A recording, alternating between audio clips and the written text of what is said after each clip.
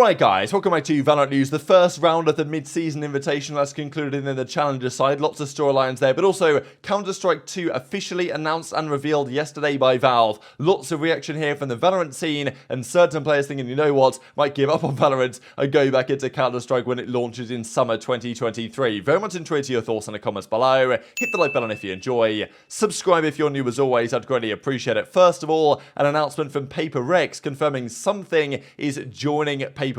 Now, we know they had a pretty underwhelming performance at the lock-in event in Sao Paulo. They lost in the first round very quickly to Cloud9, a team that has now entirely collapsed. Now, well, something has been a player from the Russian scene that has been a very promising talent for some time, and his team, his former roster, announced that he was getting removed yesterday, and he is now going to join PaperX. So, signing something to their Valorant roster. We know that in the future, changes might be happening there. For now, I don't expect any changes being made. It's also interesting in terms of language and all this stuff and, you know, chemistry and culture, but I imagine it's all going to be okay. So the Pacific League actually kicks off in just 2 days' time on March the 25th, and something is going to be there as an up-and-coming player on the PaperX roster. So I think a good, well, job from scouting here from PaperX, and hopefully it works out for them going forwards, and they confirm it in a tweet they did last night with something officially joining the organization. Now, I don't believe he's here as a starting player for now. I think the plan will probably be to have him on the bench for the time being, and then when and if changes need to be made, then they can do it. Or because I believe GenG next year will have to do military service,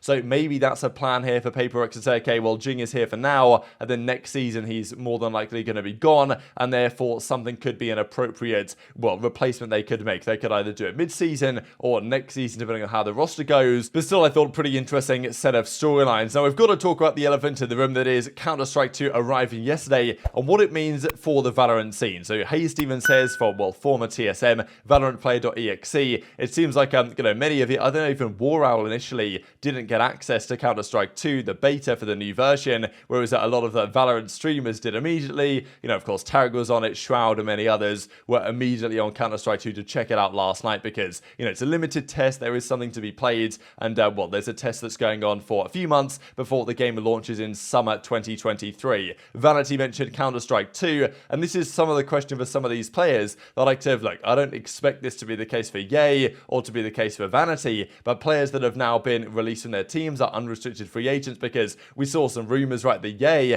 might well take a break for the next several months, and when's he going to come back? What's going to happen to Vanity? Not really sure. And if Counter-Strike 2 launches in the summer, some players will definitely be tempted to move back. We know that Chet the other day, the coach of NRG, was saying, oh, you know, adding all these new agents, Gecko, there's too much chaos going on, like the guy that can plant the spike. There's been some frustration about the way that Valorant are dealing with all these new agents all the time. And look, it's the way Valorant is, it's expected, but nonetheless, some of the players that came from CS initially are now thinking, well, you know, maybe Valorant's got a little bit too far and it's time to go back to CS. Now, of course, at the end of the day, one of the reasons why they came to Valorant is arguably because they couldn't be that good in CSGO. Would it be the same story the next time around? Probably would, but still, CS2, a slightly different game. I will also mention here, because the smoke grenade kind of logic has changed quite significantly in Counter-Strike 2, and they've definitely taken some inspiration from Valorant here. The way the smoke grenades used to work is they were somewhat inconsistent, they were quite buggy in CSGO, like they were always fading around the edges, such that if you were closer, you could get a one-way, if you were further away, you wouldn't be able to see the guy, and now they're kind of more Valorant-esque, I think, in a way, because in Valorant they did the smokes quite well in terms of that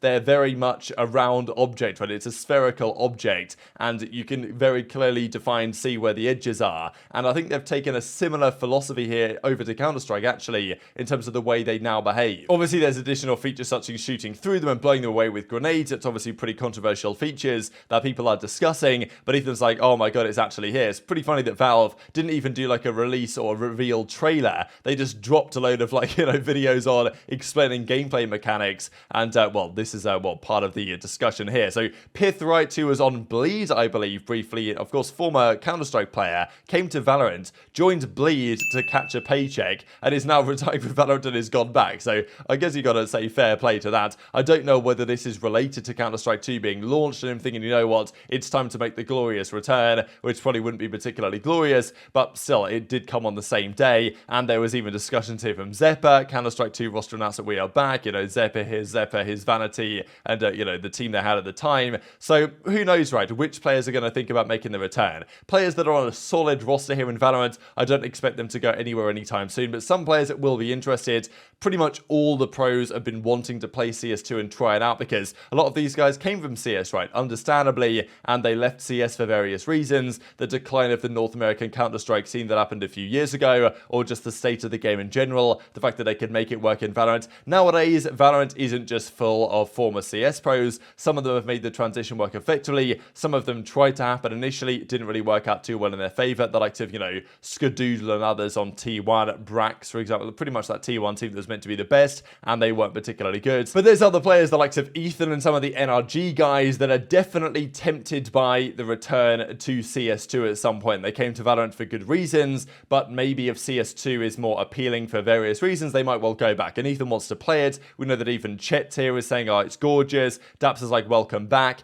And, well, Daps like, look, Chet never leaves, orgs do not listen. So, yeah, he's been joking around potentially making the return. Of course, I don't think Chet would just make the return anyway, or regardless of this situation, depending on what happened with his actual roster in Valorant here. But still, I mean, there are a lot of interesting perspectives on what this means for the future of Counter-Strike, but also on the Valorant side. But at the end of the day, as George Geddes, I think, says quite rightly, that quite a lot of these Valorant pros want to return to CS right now, or return to CS2. Like, they came from CS, and they weren't doing particularly well. Probably won't be a different story this time around. So, some of these guys, I imagine, Valorant suits them better, and they will probably stay. And it might not have too much of an impact, but nonetheless, it is going to be a key talking point of the coming months. Especially if the Counter-Strike circuit, and it is, especially if the Counter-Strike circuit, as it is, I think is much better than what Valorant has. The way that Riot runs the Valorant scene with the lack of events that are going on, and just the way that CS2 is with all the, or CSGO is as it stands, with all the different organizers. I know that there's been all the drama with like ESL and others, like kind of monopolizing it, but nonetheless, the format over there I think is superior,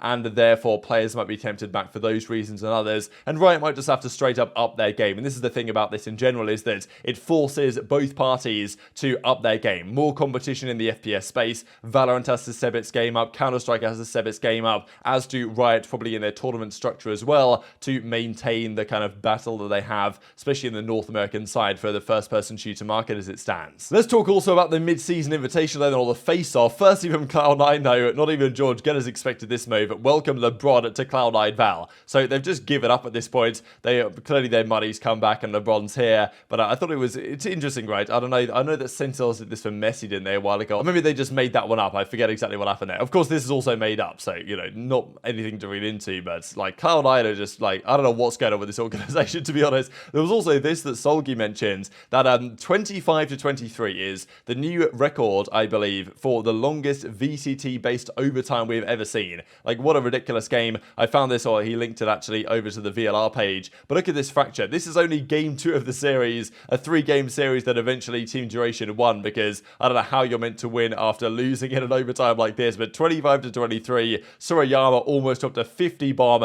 didn't quite happen though. Let's talk though about the mid-season invitational, because DSG yesterday played M80, and they were leading the game at some point. The very first map of the series, they went up 3-2, and there was all this confidence, wow, DSG are going to do it, here we go, M80, they're going down, but yeah, didn't happen. M80 just completely bowled them over for the rest of the series, and it ended very swiftly indeed. 13-5 on Haven, and then 13-4 on Ascent. Not a massive surprise. DSG, tough first round draw, and M80 are so good at beating like lesser opposition, it seems to me. Like whenever they play a team that they're expected to beat, they will almost certainly just trounce the floor with them. Might not happen today, or like whenever the next game is, but still, that seems to be the M80 way as it stands, and they are, to me, maybe the best team in the region. They did lose to the Guard the other day, but I still feel like M80 might have a slight edge to me. Now, tough scenes for DSG. I wonder what changes they might consider making going forwards. I know that Riku is, he was brought in for Exalt. They didn't have that much time to practice with him. Understandable that they're struggling a bit,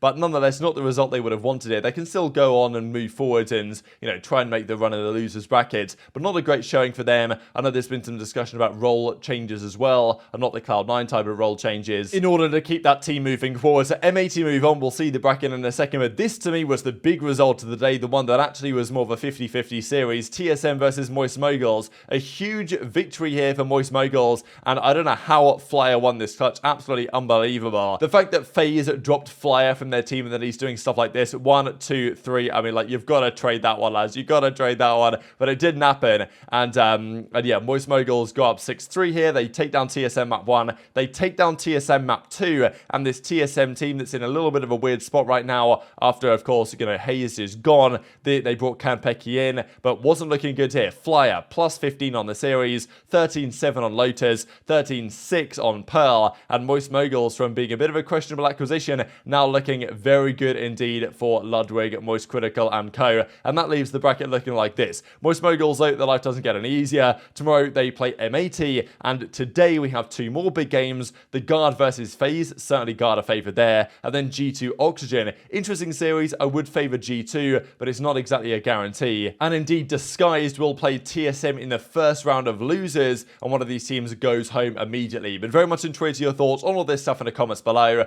Just one final thing to mention. I don't know if you guys are interested in this. I've been sharing it the last few days, but Will Minder did another one here for Icebox and discovered that indeed there is something of a pattern going on here on the current meta on various maps. Hit the like button if you enjoyed. Subscribe if you're new. Take care, and I'll see you next time.